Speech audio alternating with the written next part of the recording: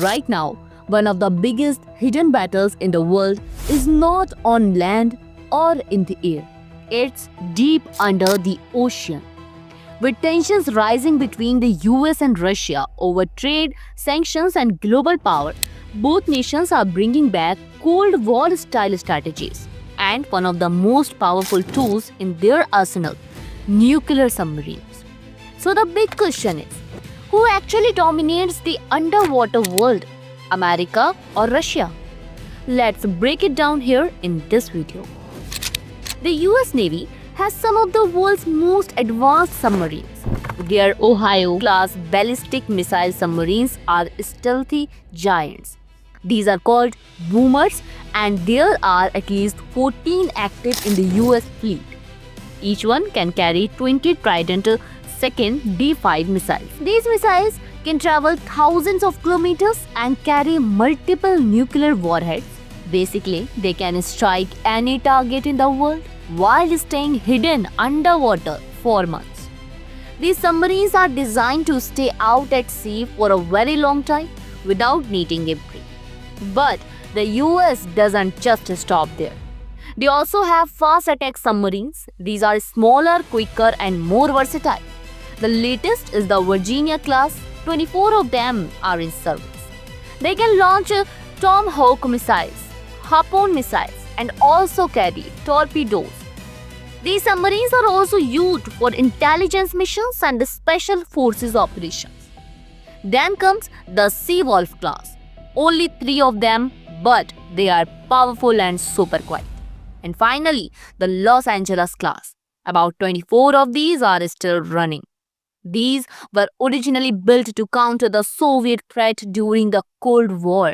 They are old but still deadly. Now, let's look at Russia. Russia has around 64 submarines, with about 14 being ballistic missile types.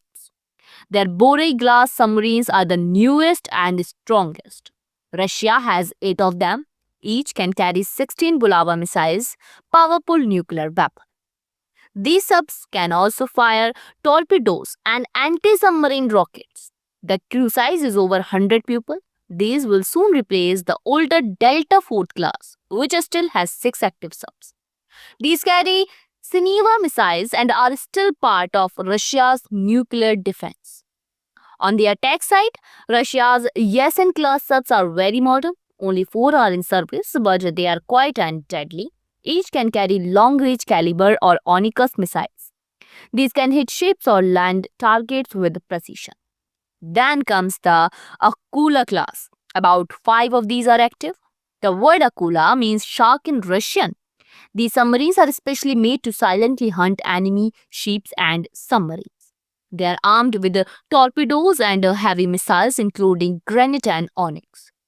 Now, here's where the controversy starts. A senior Russian lawmaker recently claimed that Russia has more nuclear submarines in the world's oceans than the US.